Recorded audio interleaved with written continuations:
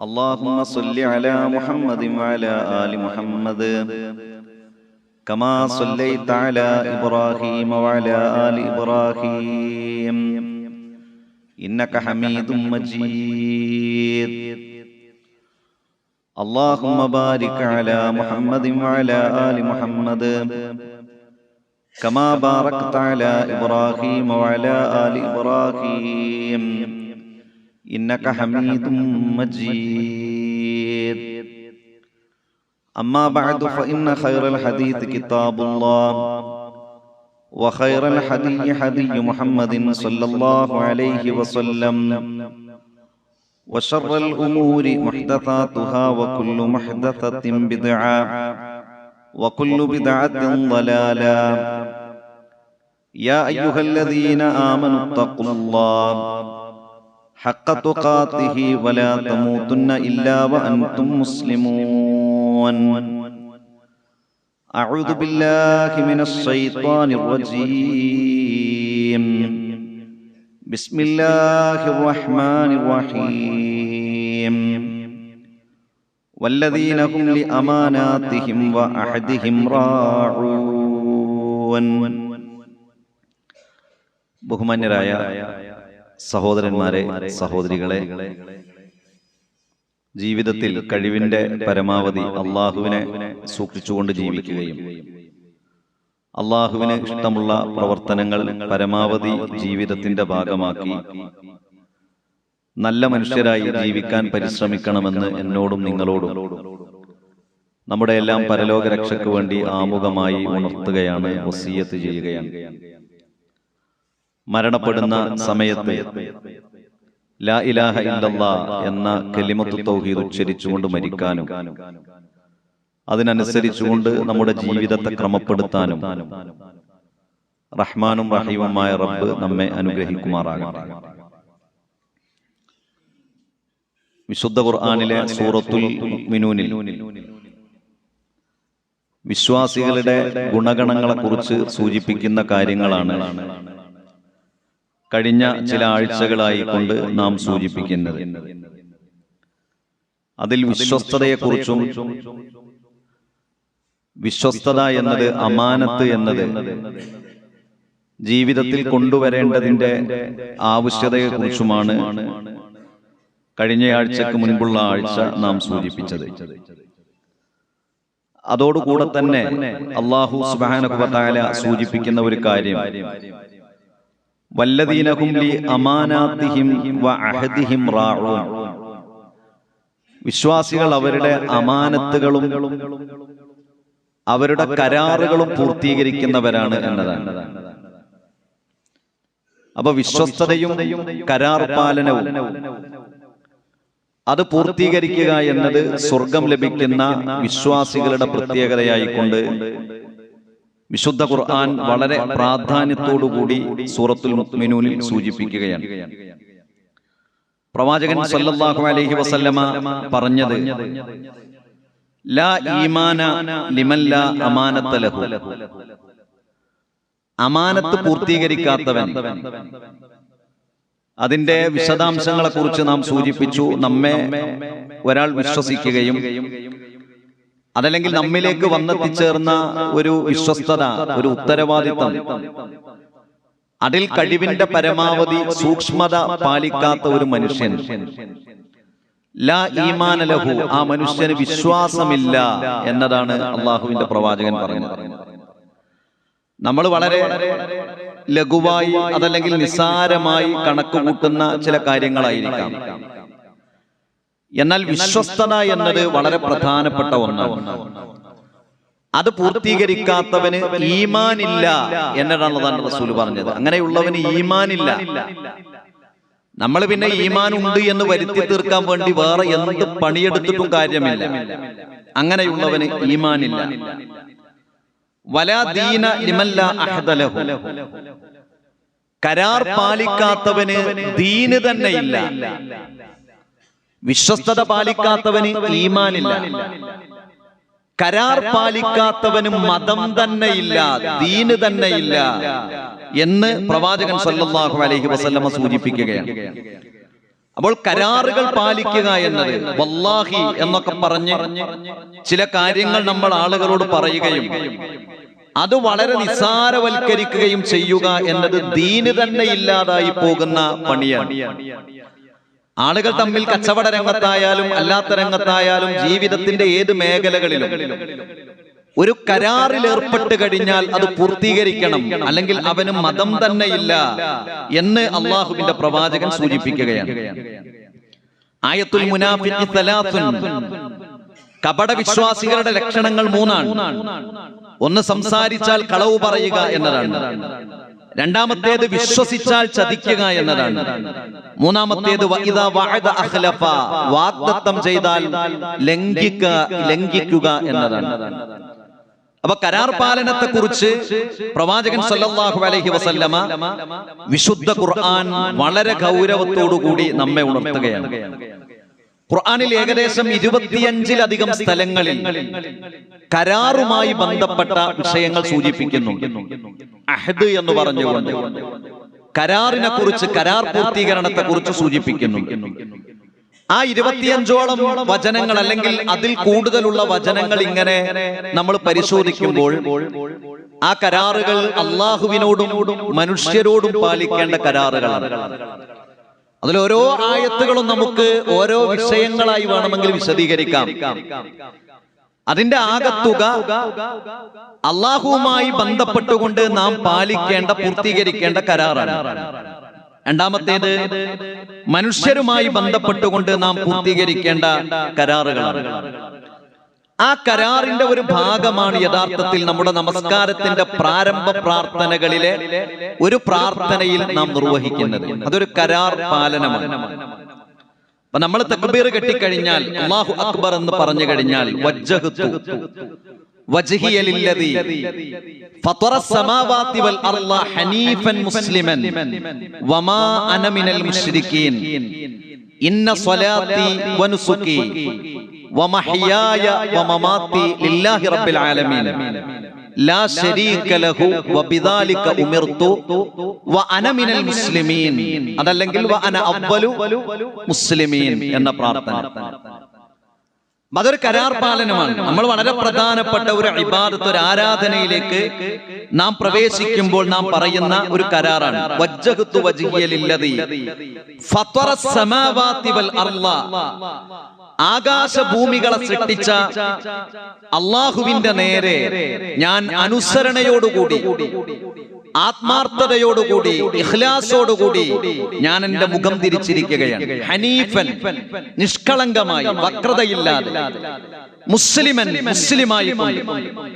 അതിൽ ഒന്നാമത്തെ കരാറ്, നമ്മൾ പറയുന്ന കരാറ് വമാ അന മിനൽ മുശ്രികീൻ, ഞാൻ ശിർക്ക് ചെയ്യുന്ന ഒരാളല്ല എന്നതാണ്.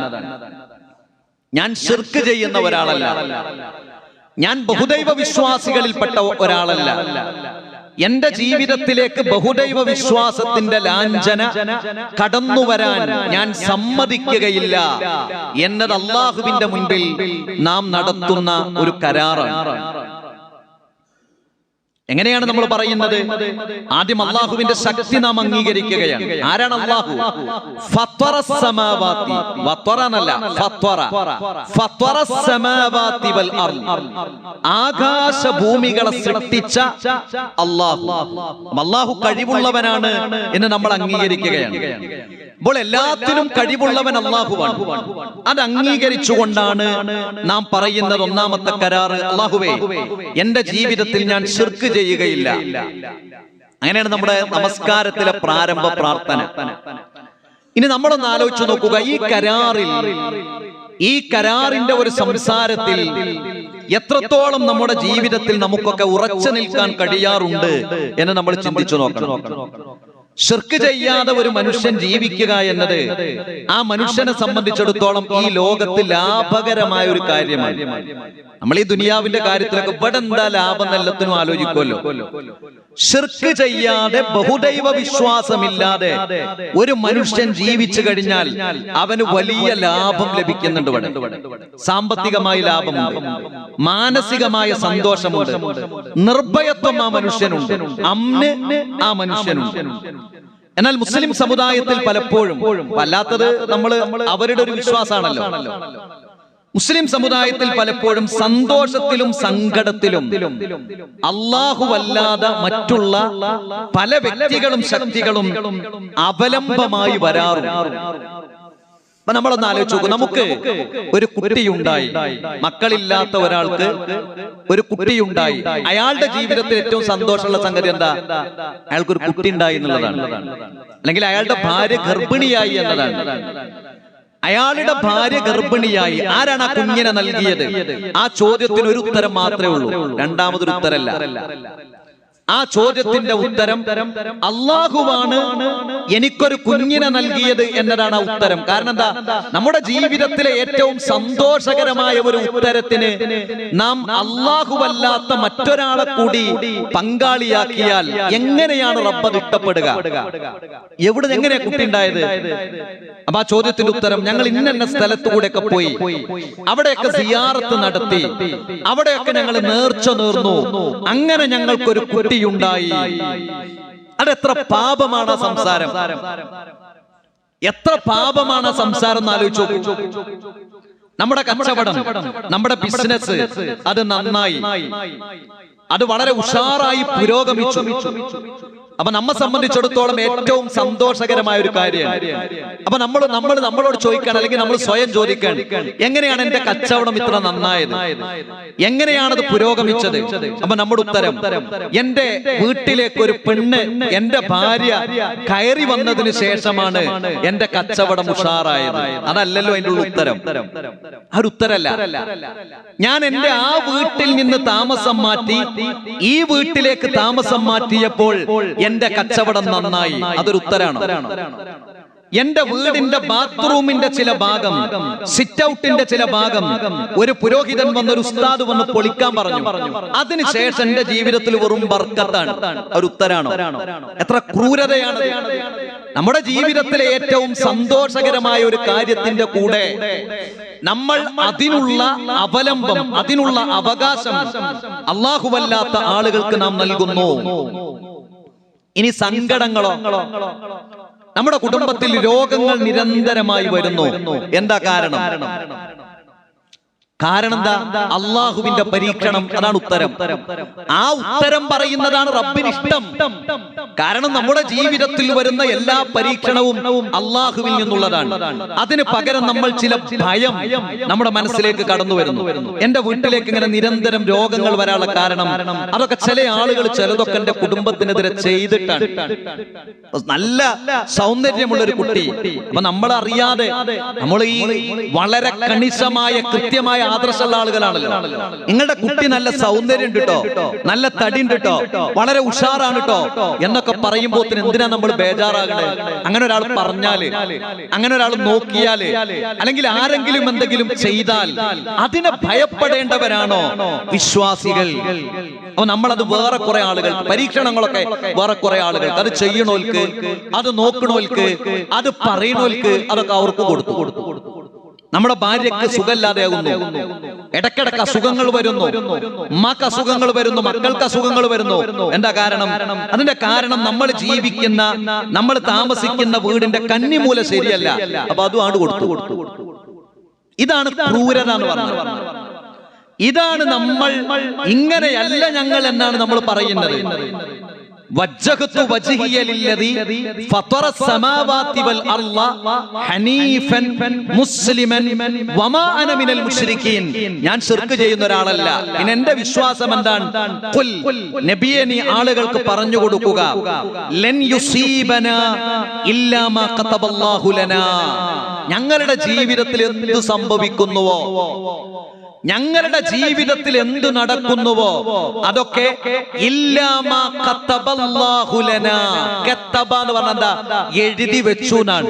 അതൊക്കെ അല്ലാഹു ഞങ്ങൾക്ക് എഴുതി വെച്ചതാണ്. ഹുവ മൗലാന, ആ അല്ലാഹു മാത്രമാണ് ഞങ്ങളുടെ രക്ഷാധികാരി. ആ അല്ലാഹുവേ ഞങ്ങളെ രക്ഷിക്കാൻ കഴിയുള്ളൂ. വഅലല്ലാഹി ഫൽയതവക്കലിൽ മുഅ്മിനൂൻ. അതുകൊണ്ട് വിശ്വാസികൾ ഭരമേൽപ്പിക്കേണ്ടത് അല്ലാഹുവിലാണ്. രോഗം വന്നാൽ, പ്രയാസങ്ങൾ വന്നാൽ, സന്തോഷം വന്നാൽ, സങ്കടം വന്നാൽ ഇതൊക്കെ അള്ളാഹുവിൽ നിന്നുള്ളതാണ്. അതുകൊണ്ട് ഭരമേൽപ്പിക്കേണ്ടത് അള്ളാഹുവിനാണ്. അതല്ലാതെ സന്തോഷം വരുമ്പോ അതൊക്കെ വേറെ ആളുകൾക്ക്, സങ്കടങ്ങളും പ്രയാസങ്ങളും വരുമ്പോഴോ അതിന്റെ അവകാശികൾ വേറെ. അള്ളാഹുവിന് എവിടെയും സ്ഥാനമില്ല എന്നതാണ്. ഈ ബഹുദൈവ വിശ്വാസം പല രൂപത്തിൽ സമൂഹത്തിലേക്ക് കടന്നു വരുന്നു. ഇപ്പൊ 2-3 മാസമായിട്ട് കടന്നു വന്നൊരു പുതിയൊരു സംഗതി എന്താണെന്നറിയോ? ഇപ്പൊ ഇങ്ങനെ ഒരു നാടൻ കടന്നുവരവ് കൊണ്ടൊന്നും ആളുകളെ പറ്റിക്കാൻ കഴിയില്ല. അതൊരു പ്രത്യേകതരം മോതിരമാണ്. ആലോചിച്ച് നോക്കണം കേട്ടോ. എന്താണ് ആ മോതിരത്തിന്റെ പ്രത്യേകത അറിയോ? സാമ്പത്തിക, ശാരീരിക, മാനസിക പ്രയാസങ്ങളൊക്കെ ആ മോതിരം ഇല്ലാതാക്കുന്നുള്ളതാണ്. നമ്മളിതിങ്ങനെ കാണണം. ഫേസ്ബുക്കിലും ഇൻസ്റ്റാഗ്രാമിലും വാട്സപ്പിലും ഒക്കെ വളരെ സ്റ്റാൻഡേർഡോട് കൂടിയിട്ട് ഒരുങ്ങി മാറ്റി പേരിന്റെ കൂടെ ഏതെങ്കിലുമൊക്കെ തങ്ങന്മാരുടെ അല്ലെങ്കിൽ ഏതെങ്കിലും ഒക്കെ ആളുകളുടെ പേരും വെച്ച ഒരാൾ വളരെ സ്റ്റാൻഡേർഡോട് കൂടി കുറച്ച് ഇംഗ്ലീഷൊക്കെ പറഞ്ഞ് അതിനിങ്ങനെ കുറച്ച് ഗോളശാസ്ത്രവും ഭൂമിശാസ്ത്രവും അങ്ങനെ വിശദീകരിച്ച് നല്ല സൗന്ദര്യമുള്ള മോതിരത്തിന്റെ മുത്തുമായി കൊണ്ടുവന്ന് ഇങ്ങനെ പറയണം. അപ്പൊ അയാളിങ്ങനെ, നമുക്കുണ്ടല്ലോ ചില സമയത്തൊക്കെ ഇങ്ങനെ ഒരു ശാരീരിക പ്രയാസം അല്ലെങ്കിൽ ഒരു മാനസിക പ്രയാസം അല്ലെങ്കിൽ ചിലതൊന്നും നമുക്ക് ചെയ്യാൻ തോന്നണില്ല, അല്ലെങ്കിൽ നമ്മുടെ കച്ചവടമൊന്നും ശരിയാകണില്ല. അതിന് പറ്റിയതാണ് ഈ മോതിരം. ഇനി ആരെങ്കിലും ഒക്കെ നോക്കിക്കഴിഞ്ഞാൽ നമുക്ക് വല്ലതും പറ്റുമല്ലോ, അതിന് പറ്റിയതാണ് ഈ മോതിരം. ഇതൊക്കെ പറയുമ്പോഴേ മനസ്സിൽ ഈമാൻ ഇല്ലാത്തവൻ എന്താ വിചാരിക്കുള്ളൂ അറിയോ? 2000 റുപ്യല്ലേ, 3000 റുപ്യല്ലേ, ഒരു മോതിരല്ലേ. അങ്ങനെ ഈ 3000 ഇങ്ങനെ കൂട്ടി നോക്കി ഒരു 10,000 ആളുകളിലേക്ക് എത്ര മനുഷ്യരാണ് ഈ മനുഷ്യൻ പറ്റിക്കുന്നത്? നമ്മളെ വലിയ കഥയൊന്നുമില്ല. എന്താ ഒരു മോതിരം, പറയുന്ന ആള് നല്ല ഗ്ലാമർ ഉണ്ട്, കാണുന്ന മോതിരം വളരെ ഉഷാറാണ്, ഇടയ്ക്ക് അറബി പറയുന്നുണ്ട്, ഇംഗ്ലീഷ് പറയുന്നുണ്ട്, അതിന്റെ ശാസ്ത്രീയമായ വശങ്ങൾ പറയുന്നുണ്ട്. അവിടെയാണ് നമ്മുടെ ഈമാൻ ഉറക്കേണ്ടത്. എന്ത് നബിയെ നീ പറഞ്ഞു കൊടുക്കണം, എന്റെ ജീവിതത്തിൽ എന്ത് സംഭവിക്കുന്നുവോ അതാരാണ്? അത് അള്ളാഹു എനിക്ക് എഴുതി വെച്ചതാണ്. എന്റെ രക്ഷാധികാരി മോതിരല്ല, എന്റെ രക്ഷാധികാരി കന്നിമൂലമാറ്റലല്ല, എന്റെ രക്ഷാധികാരി ഏതെങ്കിലും നോട്ടത്തെ ഭയപ്പെടുന്നതല്ല, എന്റെ രക്ഷാധികാരി ആരെങ്കിലും പേടിച്ച് ജീവിക്കുന്നതല്ല, എന്റെ രക്ഷാധികാരി അള്ളാഹുവാണ്. ഞാൻ അള്ളാഹുവിനെ ഭയപ്പെടുന്നു എന്നതാണ് നമ്മൾ പറയേണ്ടത്. അതാണ് വിശ്വാസം എന്ന് പറഞ്ഞാൽ. അതാണ് കറകളഞ്ഞ വിശ്വാസം എന്ന് പറഞ്ഞാൽ. അപ്പൊ നിങ്ങളൊന്ന് ആലോചിച്ച് നോക്കൂ, നമ്മള് ഇങ്ങനെ യാത്ര പോകണം, ഇവിടുന്ന് വഴിക്കട ഒന്ന് മുകളിലേക്ക് പോകണം. എത്രയോ ആളുകൾ മുകളിലേക്ക് പോകുമ്പോൾ ലോറി സൈഡാക്കുന്നു, വാഹനങ്ങൾ സൈഡാക്കുന്നു. ശരിയാണ്, അവരിട്ട് കൊടുക്കുന്ന വെറും 10 രൂപയാണ് ജാറത്തിലേക്ക്, അല്ലെങ്കിൽ 50 രൂപയാണ്, അല്ലെങ്കിൽ 100 രൂപയാണ്. നമുക്ക് 100ഓ 50ഓ 10ഓ വലിയ സംഖ്യയാണോ അല്ലേ എന്നുള്ളതല്ല, അതിൽ ഇസ്ലാമിന്റെ നിയമം എന്താണ് എന്നതാണ്. ഇനി ഈ സാധുക്കളായ മനുഷ്യന്മാര് വീട്ടിൽ നിന്നിറങ്ങുമ്പോൾ ഒരു പ്രാർത്ഥന ഉണ്ട്. അത് മുസ്ലിം സമുദായം പഠിച്ചിട്ടുണ്ടോ? ബിസ്മില്ലാഹി തവക്കൽതു അലല്ലാഹ് ലാ ഹൗല വലാ ഖുവത ഇല്ലാ ബില്ലാഹ് എന്ന് പറഞ്ഞിറങ്ങിയാൽ പിന്നെ എവിടെയോ ഇറങ്ങണ്ട. ഒരു വെള്ളം കുടിക്കണോ ഇറങ്ങാം, ചായ കുടിക്കണോ ഇറങ്ങാം. വേറെ ഒരു ശക്തി അല്ലാഹുവിന് പുറമെയില്ല. അതാണ് ബിസ്മില്ലാഹി തവക്കൽതു അലല്ലാഹ്, ഞാൻ എൻ്റെ റബ്ബിൽ തവക്കുലാക്കുന്നു. ലാ ഹൗല വലാ ഖുവത ഇല്ലാ ബില്ലാഹ്, ആ റബ്ബല്ലാതെ യഥാർത്ഥത്തിലുള്ള ശക്തിയില്ല. വാഹനത്തിലേക്ക് കയറി സുബ്ഹാനല്ലദീ സഖറ ലനാ ഹാദാ വമാ അല്ലാഹുവേ, ഈ വാഹനത്തെ നിയന്ത്രിക്കുന്ന റബ്ബേ, നീ അല്ലാതെ മറ്റാരും ഇതിനെ നിയന്ത്രിക്കുന്നില്ല. ഞങ്ങളുടെ മടക്കം നിന്നിലേക്കാണ് റബ്ബേ. ഈ 2 പ്രാർത്ഥന അറിയാത്തവർ, അതിന്റെ മലയാളം പോലും മനസ്സിലാക്കാത്തവർ, അവർ അവലംബമായി കാണുന്നത് ഈ ജാറമാണ്, മഖ്ബറയാണ്. ഇതൊക്കെ എവിടെ സ്ഥിതി ചെയ്യാറുള്ളത്? ഒക്കൊന്നുമില്ലെങ്കിൽ ഒരു കയറ്റത്ത്, അല്ലെങ്കിൽ ഒരു ഇടങ്ങേറ് പിടിച്ച സ്ഥലത്ത്, അല്ലെങ്കിൽ പേടിപ്പെടുന്ന സ്ഥലങ്ങളിൽ ഇവിടെ അതിനെ അവലംബമാക്കുകയാണ്. അതുകൊണ്ട് പ്രിയപ്പെട്ടവരെ, നമ്മുടെ വിശ്വാസം എന്നത് വളരെ പ്രധാനപ്പെട്ട ഒന്നാണ്. അതിൽ പുരളാൻ പാടില്ല. പ്രത്യേകമായ കുടുംബത്തിലെ ആളുകൾ ഇതിലൊക്കെ പെട്ടുപോകും. നിങ്ങൾ ആലോചിച്ചു, പ്രത്യേക പ്രാർത്ഥനയ്ക്ക് കുറെ സമയങ്ങളുണ്ട്. പലപ്പോഴും പല കുടുംബത്തിനോടും ചെയ്യുന്നത് വലിയ ക്രൂരതയാണ് പുരോഹിതന്മാർ ചെയ്യുന്നത്. ഞാൻ വളരെ സ്നേഹത്തോടുകൂടിയാണ് പറയുന്നത്. ഈ അടുത്തൊരു കുട്ടി വളരെ പെട്ടെന്ന് മരിച്ചുപോയി. ഒരുപാട് ആളുകൾ ആ വീട്ടിൽ കൂടി. നിങ്ങൾ ആലോചിച്ച് നോക്കൂ, പാവപ്പെട്ട കുടുംബത്തിൽ ഒരു മരണം നടന്നാൽ ഖബർ കുത്തുന്നവർക്ക് പണം കൊടുക്കണം, അതിന്റെ ജോലി ചെയ്യുന്നവർക്ക് പണം കൊടുക്കണം. പിന്നെ അതുമായി ബന്ധപ്പെട്ട ഉപകരണങ്ങൾ, മറ്റു കുരുടീസ്, ഇതിനൊക്കെ പൈസ കൊടുക്കണം. എന്തായാലും സാധാരണ നിലക്ക് ഒരു പാവപ്പെട്ടവൻ ഒരു 10,000 രൂപ അല്ലെങ്കിൽ ഒരു 8,000 രൂപ ചെലവാണ്. ആര് വഹിക്കണം? ഈ കുടുംബത്തിൽ ഒരു മരണം നടന്ന പിന്നെ ഒരു 10-15 ദിവസത്തിന് ജോലിക്ക് പോകാൻ കഴിയില്ലല്ലോ. ഇല്ല, സങ്കടമായിരിക്കും, പ്രയാസമായിരിക്കും. ഈ പൈസ ഓൾറെഡി ഈ കുടുംബനാഥൻ പള്ളിക്ക് കൊടുക്കണം. കാരണം ഇതിനൊക്കെ ആളെ നിർത്തണമല്ലോ കൂലിക്ക്. പിന്നെ ഇയാൾക്ക് എന്തൊക്കെ ചെലവ്, എന്ത് ക്രൂരതയാണ് മനുഷ്യന്മാരോട് കാണിക്കണം. നിങ്ങൾ ആലോചിച്ചിട്ടുണ്ട്, പല കുടുംബത്തിലും ഒരാളുണ്ടാകുക, ഇയാൾ പണിക്ക് പോവില്ല. 3 ദിവസം ഇസ്ലാം പറഞ്ഞത് തഅസിയത്താണ്, ആശ്വാസം. നമ്മളൊക്കെ ചെല്ലണം. നമ്മൾ അയൽവാസികൾ ഭക്ഷണം ഉണ്ടാക്കി കൊടുക്കാൻ വേണ്ടേ? നമ്മൾ അയൽവാസികൾ 3 ദിവസം ആ കുടുംബത്തിന് ഭക്ഷണം കൊണ്ടേ കൊടുക്കണം, അവരെ ആശ്വസിപ്പിക്കണം, അവരെ സന്ദർശിക്കണം. അതാണ് ഇസ്ലാമിന്റെ ക്വാളിറ്റി, അതാണ് ഇസ്ലാമിന്റെ മൂല്യം. എന്നാൽ ആ രാത്രി തന്നെ ഈ പണിയില്ലാതെ ഇരിക്കുന്ന ഈ കുടുംബത്തിലേക്ക് 10, 25, 30, 50 ആളുകൾ വന്ന ഇവർക്കൊക്കെ ഒരു 10, 15 ദിവസം ഈ ബിരിയാണി ഭക്ഷണമൊക്കെ വിളമ്പാം. എത്ര പൈസ നിങ്ങളൊന്ന് ആലോചിച്ച് നോക്കി. നമ്മൾ തിന്നരുത് ദയവ് വരുത്തിയിട്ട്. ഭയങ്കര ക്രൂരതയാണ്. ഒരു 10, 30 ആള് ചെന്ന് ഒന്നാമത്തെ ദിവസം ഒക്കെ കുറച്ച് പ്രാർത്ഥന, പിന്നെ ഭക്ഷണം. ഈ സാധു ഓടിപ്പായി ഒരു 1000 റുപ്യ കടം തരുമോ, ഒരു 2000 റുപ്യ കടം തരും അടുത്ത ദിവസം. പിന്നെ അടുത്ത ദിവസം ഏത് നമ്മൾ മരിച്ചിട്ടേ, നമ്മളൊന്ന് ആലോചിച്ച് നോക്കുക. നമ്മുടെ കുടുംബത്തിലില്ലെങ്കിലും നമ്മളൊന്ന് അങ്ങനെ ആയി ഒന്ന് സങ്കല്പിക്കുക. നമ്മൾ മരിച്ചു, നമ്മുടെ ഭാര്യ കരഞ്ഞ റൂമിലിരിക്കുക, നമ്മുടെ പിഞ്ചു കുഞ്ഞുങ്ങൾ 2, 3, 4 ബാപ്പയെ ആലോചിച്ച് തേങ്ങിരിക്കുക. ആ വീട്ടിലാണ് അന്ന് രാത്രി ബിരിയാണി ഉണ്ടാക്കുന്നത്. ഇതൊരു മാനവികതയാണോ? മതം ഏതായാലും ഇതിനെതിരാണ്. മനുഷ്യത്തുള്ള ഈ പണി ചെയ്യൂ. അപ്പൊ ഈ പ്രത്യേക പ്രാർത്ഥനയും ഈ പ്രത്യേക പേടിയും ഈ പ്രത്യേക സന്തോഷത്തിന്റെ പേരിലുള്ള ഈ ബഹുദൈവ വിശ്വാസവും ഇത് മതവിരുദ്ധമാണ്, മാനവിക വിരുദ്ധമാണ്, മനുഷ്യത്വ വിരുദ്ധമാണ്. അതാണ് നമ്മുടെ ഒന്നാമത്തെ പ്രതിജ്ഞ. അള്ളാഹുവിലുള്ള അചഞ്ചലമായ വിശ്വാസമാണ്. അത് നമ്മൾ പുതുക്കുന്നുണ്ടല്ലോ. നിസ്കാരം കഴിഞ്ഞാൽ നമ്മളൊരു പ്രാർത്ഥന എന്താ?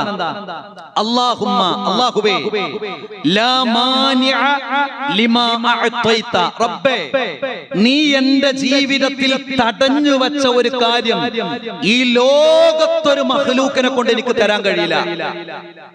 വലാ മുഅ്തിയ, നീ അല്ലാഹുമ്മ ലാ മാനിഅ ലിമാ അഅതൈത, അല്ലാഹുവേ, നീ തന്ന ഒരു കാര്യം തടയാൻ ഒരാളെ കൊണ്ടും കഴിയില്ല. വലാ മുഅ്തിയ ലിമാ മനഅത, നീ തടഞ്ഞു വെച്ച ഒരു കാര്യം തരാനും ഒരാളെ കൊണ്ട് ഈ ലോകത്ത് കഴിയുകയില്ല. വലാ യൻഫഉൽ ജദ്ദി മിൻകൽ ജദ്ദ്, നീ ഉദ്ദേശിക്കാത്ത ഒരു ഐശ്വര്യവും ഒരു സമ്പത്തും ഒരു ഉന്നത പദവിയും ആർക്കും ഉപകരിക്കുകയില്ല എന്നത് നമ്മുടെ കരാറാണ്. നമ്മൾ പറയണം നിസ്കാരം കഴിഞ്ഞ, പടച്ചോനെ, നീ തന്നത് തടയാൻ ഈ ലോകത്ത് ഒരാൾക്കും കഴിയില്ല, നീ തടഞ്ഞത് തരാനും ഒരാൾക്കും കഴിയില്ല. അതാണ് വിശ്വാസം എന്ന് പറഞ്ഞാൽ. ഈ വിശ്വാസമാണ് നമ്മുടെ കരാറിന്റെ ഒന്നാമത്തെ ഭാഗം. അതാണ് നമ്മൾ വജ്ജഹ്തു ചൊല്ലി പറയുന്നത്. അതിന്റെ രണ്ടാമത്തെ ഭാഗം എന്താ? ഇന്ന സ്വലാത്തി വനുസുകി, അല്ലാഹുവേ, എന്റെ നമസ്കാരം, എന്റെ ആരാധനകൾ, വമഹ്യായ വമമാത്തി, എന്റെ ജീവിതവും മരണവും, ലില്ലാഹി റബ്ബിൽ ആലമീൻ, ലോകരക്ഷിതാവായ അല്ലാഹുവിനുള്ളതാണ്. നമ്മൾ പറയുന്നതാണിത്. എന്റെ നമസ്കാരം, എന്റെ ആരാധനകൾ, എന്റെ ജീവിതം, എന്റെ മരണം, ഇതൊക്കെ നിനക്ക് വേണ്ടിയാണ് റബ്ബേ. ലാ ശരീക ലഹു, ഞാൻ ആരെയും നിന്നിൽ ആരെയും ഞാൻ പങ്കു ചേർക്കുകയില്ല. കാരണം വബിദാലിക ഉമിർതു, അതെന്നോട് കൽപ്പിക്കപ്പെട്ടതാണ്. വ അന മിനൽ മുസ്ലിമീൻ, അല്ലെങ്കിൽ വ അന അവ്വലുൽ മുസ്ലിമീൻ, ഞാനാണ് ഒന്നാമത്തെ മുസ്ലിം, ഞാൻ മുസ്ലിങ്ങളിൽപ്പെട്ട ഒരാളാണ്. അതാണ് നമ്മുടെ പ്രതിജ്ഞയുടെ രണ്ടാമത്തെ ഭാഗം. അപ്പൊ നമ്മുടെ മരണവും നമ്മുടെ ജീവിതവും അള്ളാഹുവിന്റെ തൃപ്തിക്ക് വേണ്ടിയുള്ളതാണ് എന്നതാണ് നമ്മുടെ പ്രതിജ്ഞ. അപ്പൊ അങ്ങനെയാണോ നമ്മൾ ചിന്തിക്കണം. നമ്മുടെ ജീവിതം, ആ ജീവിതത്തിൽ മനുഷ്യരുമായി ബന്ധപ്പെട്ട കുറെ കരാറുകളുണ്ട്. ഈ കുറെ കരാറുകളുണ്ട്. അതിൽ ഏറ്റവും ചുരുങ്ങിയത് നമ്മുടെ ഉറ്റവർ, നമ്മുടെ ഉടയവർ, ഇവർ കാരണം നമ്മൾ നാളെ പരലോകത്ത് ഉയർക്കരുത്. നമ്മുടെ വിവാഹം എന്ന് പറഞ്ഞാൽ അതൊരു കരാറാണ്. ഖുർആൻ പറഞ്ഞു മീസാഖൻ ഗലീള, വിവാഹം എന്ന് പറഞ്ഞാൽ അത് ബലിഷ്ഠമായ ഒരു കരാറാണ്. ആ ബലിഷ്ഠമായ കരാറിന്റെ പേരിൽ ഒരു ബാപ്പയുടെ കയ്യിൽ നിന്ന് ഒരു പെൺകുട്ടിയെ സ്വീകരിച്ച് അവളെ നമ്മുടെ ഇഷ്ടത്തിനെല്ലാം ഉപയോഗിച്ച് പിന്നെ അവൾക്ക് സ്വസ്ഥത നൽകാതിരിക്കുക, ഒന്ന് പറഞ്ഞ് രണ്ടാമത്തതിന് അവളുടെ മുഖത്തടിക്കുക, അവളുടെ കുടുംബത്തെ മോശമായി സംസാരിക്കുക. ഇങ്ങനെയാവുമ്പോ നമ്മൾ മനുഷ്യരോടുള്ള കരാറ് പാലിച്ച ആളല്ല. ഒരു ഭർത്താവ് എന്നത് രാവിലെ മുതൽ വൈകുന്നേരം വരെ അവൻ ജോലി ചെയ്യുന്നു, അധ്വാനിക്കുന്നു, ജീവിതത്തിന്റെ നല്ല കാലം പ്രവാസിയായി ജീവിക്കുന്നു. ആ ഭർത്താവിനെ ഒരു ഭാര്യ വഞ്ചിക്കുക എന്നത് കരാർ പൂർത്തീകരിക്കാത്തവന് ദീൻ തന്നെയില്ല എന്നതാണ് സൂചിപ്പിച്ചത്. ചേട്ടൻ, അനിയൻ, സഹോദരി, സഹോദരൻ ഇതൊക്കെ നമ്മുടെ കരാറാണ്. ഇതൊന്നും ആരോഗ്യമുള്ള കാലത്ത്, സൗകര്യമുള്ള കാലത്ത്, സമ്പത്തുള്ള കാലത്ത് നമുക്ക് ആരും വേണ്ടി വരില്ല. നമുക്ക് ഏറ്റവും ഇഷ്ടം പലപ്പോഴും എന്തായിരിക്കും വെച്ചാൽ ആരും വരാത്ത, ആരും എത്തി നോക്കാത്ത, ആരും ശല്യപ്പെടുത്താത്ത ഒരു സ്ഥലത്ത് നമ്മളും ഭാര്യയും കുട്ടികളും താമസിക്കുന്നതായിരിക്കും. പക്ഷെ ഇവരൊക്കെ നമുക്ക് വേണ്ടി വരും നമ്മൾ തളർന്നാൽ. അങ്ങനെയുണ്ടല്ലോ ജീവിതത്തിൽ ഇതൊക്കെ ഒരു കരാറാണ്. പലപ്പോഴും ഈ ചോര ഒരേ ഉമ്മയുടെ ഒരേ അമ്മയുടെ ഗർഭപാത്രത്തിൽ നിന്ന് പുറത്തു പോന്ന സഹോദരന്മാർ, സഹോദരിമാർ, ജ്യേഷ്ഠന്മാർ, അനിയന്മാർ, ജീവിതത്തിൽ ഏറ്റവും വലിയ ശത്രുത ആരോടാണ് എന്ന ചോദ്യത്തിന് എന്റെ ജ്യേഷ്ഠനോടന്നെ, എന്റെ അനിയനോടന്നെ, എന്റെ പെങ്ങളോടന്നെ, എന്റെ സഹോദരിയോട് തന്നെ എന്ന് ഉള്ള മനുഷ്യന്മാർ സമൂഹത്തിൽ ഉണ്ടാകും. ആരോടാണ് ഏറ്റവും വലിയ ശത്രുത? പിണങ്ങിക്കടിയുന്നവർ. നമ്മളൊക്കെ മനസ്സിലാക്കേണ്ട ഒരു കാര്യം, നമ്മുടെ പ്രതാപം, നമ്മുടെ പവർ, നമ്മളൊക്കെ ആളുകൾക്കിടയിൽ നമുക്ക് നിലയും വിലയുമുണ്ട്. എന്റെ കുടുംബം എന്റേതാണ്, ഞങ്ങൾ ഇത്ര സമ്പന്നരാണ്, ഞാൻ യാത്ര ചെയ്യുന്ന ഈ ആഡംബര വാഹനം എനിക്കുണ്ട്, എല്ലാം ഉണ്ടാവും. പക്ഷെ അയാളും ജ്യേഷ്ഠനും അനിയനും തമ്മിൽ തെറ്റലാണ്. ജ്യേഷ്ഠന്റെ ഏറ്റവും വലിയ പാര അനിയനാണ്, അനിയൻ ഏറ്റവും വലിയ പാര ഏട്ടനാണ് എന്നത് സമൂഹത്തിൽ പറഞ്ഞാൽ ഒരു റുപ്യന്റെ വില മനുഷ്യന്മാർക്ക് ഉണ്ടാവില്ല, ഒരു രൂപയുടെ വില ഉണ്ടാവില്ല. ഓല് വിചാരിക്കും ഞങ്ങൾക്കല്ല വിലയായിരിക്കും. നമുക്ക് കേൾക്കണോ? നമ്മുടെ ആരോഗ്യമുള്ള കാലം, ചോരത്തളപ്പിന്റെ കാലം അതാണ് നഷ്ടപ്പെട്ടു. അനിയന് പെട്ടെന്നൊരു ക്യാൻസറാണ് വന്നു, കിഡ്നി രണ്ടും പോയി. ആരാ താങ്ങാണ്ടാകുക? ജ്യേഷ്ഠനെ താങ്ങാണ്ടാവുള്ളൂ. ജ്യേഷ്ഠൻ എന്തെങ്കിലും സംഭവിച്ചു, ആരുണ്ടാകുക? ചോരേ ഉണ്ടാവുള്ളൂ. ആ കരാറുകളിൽ നമ്മൾ വെള്ളം ചേർക്കാൻ പാടില്ല. അത് മരിക്കോളം തെറ്റി നടക്കാനുള്ളതല്ല, മരിക്കോളം പിണങ്ങി നടക്കാനുള്ളതല്ല. ഈഗോ, പ്രശ്നങ്ങൾ, ബിസിനസ്സില്, കുടുംബത്തില്, കച്ചവടത്തില്, സമ്പത്തില്, സൗകര്യത്തില്, അധികാരത്തില്, പദവിയില്, ഇതൊക്കെ പ്രശ്നം 18 വയസ്സിലും 20 വയസ്സിലും എല്ലാം തുടങ്ങാം. നമ്മൾ നമ്മുടെ മക്കൾക്ക് 10 വയസ്സ് 8 വയസ്സൊക്കെ ആയി വീട്ടിൽ ഇങ്ങനെ കച്ചറ ഉണ്ടാക്കുമ്പോൾ വലിയ അസൗകര്യം, നമുക്ക് വലിയ പ്രയാസല്ലേ? ഈ മക്കൾ എന്താ എപ്പോഴും ഇങ്ങനെ പ്രശ്നം ഉണ്ടാക്കണേ? അതൊന്നും പ്രശ്നമല്ല. ഒരു 40-45 വയസ്സൊക്കെ ഇങ്ങനെ കഴിയുമ്പോഴാണ് ജ്യേഷ്ഠനനിയന്മാർ തമ്മിൽ ഈഗോ തുടങ്ങാം. ഞാനാണോ വലുത്, അയാളാണോ വലുത്? ഞാനാണോ മുകളിൽ നിൽക്കേണ്ടത്, ഇന്നാളാണോ മുകളിൽ നിൽക്കേണ്ടത്? എന്റെ അടുത്താണോ കൂടുതൽ പൈസ, അവന്റെ അടുത്താണോ കൂടുതൽ പൈസ? പിന്നെ ഒരു തെറ്റാണ്, പിന്നെ അവർക്ക് വെറുപ്പാണ്, പിന്നെ കണ്ടാൽ ജസ്റ്റ് സംസാരിച്ചു പോകാൻ. ഇതൊന്നും പ്രിയപ്പെട്ടവരെ, മനുഷ്യർ തമ്മിലുള്ള കരാർ എന്നത് വളരെ പ്രധാനപ്പെട്ടതാണ്.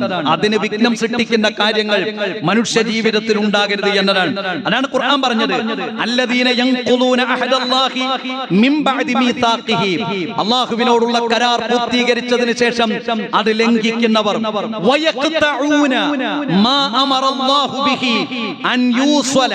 അല്ലാഹു ചേർക്കാൻ പറയുന്ന ബന്ധങ്ങൾ, ആ ബന്ധങ്ങൾ മുറിച്ചു കളഞ്ഞ്, ആ കുടുംബ ബന്ധങ്ങൾ മുറിച്ചു കളഞ്ഞ് കരാറുകൾ ലംഘിക്കുന്ന ആളുകളുണ്ട്.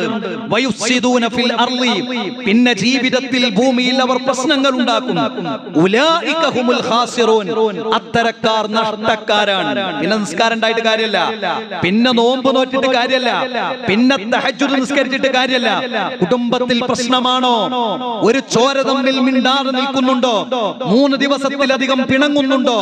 എങ്കിൽ അവർ നഷ്ടക്കാരാണ് എന്ന് ഖുർആൻ പറയാണ്. ഞാൻ സൂചിപ്പിച്ചത്, അള്ളാഹുവിനോട് നമുക്കൊരു കരാറുണ്ട്. അത് നമ്മുടെ വിശ്വാസത്തെ ഏറ്റവും കൂടുതൽ നന്നാക്കുക എന്നതാണ്. മനുഷ്യരോടൊക്കെ നമുക്ക് കരാറുണ്ട്, കച്ചവടത്തിലുണ്ട്, ബിസിനസ്സിലുണ്ട്, നാം എഴുതി വെക്കുന്ന രേഖകളിലുണ്ട്, നാം കടം വാങ്ങുന്ന ആളുകളോടും കൊടുക്കുന്നവരോടുമുണ്ട്, കച്ചവടക്കാർക്കുണ്ട്, തന്റെ കച്ചവട സ്ഥാപനത്തിൽ ജോലി ചെയ്യുന്നവർക്കുണ്ട്, ആ ജോലി ചെയ്യുന്ന ആളുകളോടുള്ള മാന്യത പൂർത്തീകരിക്കുന്നവർക്കുണ്ട്, ഇവർക്കൊക്കെ ബാധ്യത ഉണ്ട്. ഈ അടുത്തൊരു സഹോദരൻ രാവിലെ മുതൽ വൈകുന്നേരം വരെ ഒരു വീട്ടിൽ ജോലി ചെയ്യുന്ന ഒരു സഹോദരൻ പറയണം, ഒരു സുഹൃത്തിനെ കുറിച്ച്, കൂലി അവിടുന്ന് കിട്ടണമെങ്കിൽ, ആ വീട്ടിൽ നിന്ന് കൂലി കിട്ടണമെങ്കിൽ രാവിലെ 8 മണിക്ക് തൂമ്പയെടുത്ത് കിളക്കാൻ വേണ്ടി, അധ്വാനിക്കാൻ വേണ്ടി ഇറങ്ങുന്ന ഒരു സഹോദരൻ പറയണം, 8 മണിക്ക് ഇറങ്ങി 5 മണി വരെ അധ്വാനിച്ചാൽ 850 രൂപ ആ വീട്ടിൽ നിന്ന് കിട്ടണമെങ്കിൽ ഒരു 4 പ്രാവശ്യമെങ്കിലും ആ വീട്ടിൽ പോകണമെന്നാണ്. ആരായി കൊടുക്കാത്തതെന്നറിയോ? ആർക്കും ഒന്നും കൊടുക്കാത്തോലല്ല. അവര് സക്കാത്ത് കൊടുക്കുന്നുണ്ട്, സ്വതക്ക കൊടുക്കുന്നുണ്ട്, എല്ലാത്തിനും ഫണ്ട് കൊടുക്കുന്നുണ്ട്. പക്ഷെ അവരിങ്ങനെ പാരമ്പര്യമായി ശീലിച്ച ഒന്നാണ് എന്തെന്നറിയോ? ആർക്ക് എത്ര കൊടുത്താലും പണിക്കാർക്ക് പൈസ വല്യപ്പൻ ശരിക്കും കൊടുക്കൂലേനി, ബാപ്പിയും കൊടുക്കൂലേനി, ഇപ്പൊ മകനും കൊടുക്കൂല. ശരിയല്ലല്ലോ? ആ കൊടുക്കൂല. അതാണ്ട് ഇറങ്ങി കിട്ടാൻ കുറച്ച് പണിയാണ്. ഞാൻ സൂചിപ്പിച്ചത് ഈ മനുഷ്യരോടും റബ്ബിനോടുമുള്ള കരാറുകൾ പൂർത്തീകരിക്കുക എന്നത് വിശ്വാസികളുടെ ഗുണമായി കൊണ്ട് വിശുദ്ധ ഖുർആൻ സൂചിപ്പിക്കുകയാണ്. അല്ലാഹു സുബ്ഹാനഹു വ തആല ഈ കാര്യങ്ങൾ പരമാവധി ശ്രദ്ധിക്കുന്ന വിശ്വാസികളിൽ നമ്മെ ഉൾപ്പെടുത്തുമാറാകട്ടെ.